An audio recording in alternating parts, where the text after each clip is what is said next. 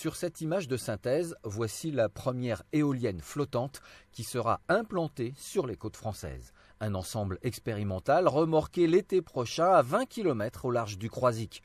Pour le moment, le flotteur en béton de 36 mètres de côté est en construction dans le port de Saint-Nazaire. Ce que vous voyez ici, donc les cages d'armature qui sont en train d'être positionnées, matérialisent assez bien la hauteur totale du flotteur qui fera 9,50 m une fois terminé. Donc vous avez une vision ici sur un pan de l'ouvrage de sa hauteur. Et il faut imaginer donc que les houles maximales qui pourraient être rencontrées pendant l'exploitation du flotteur pourraient atteindre 13, 14, 15 mètres.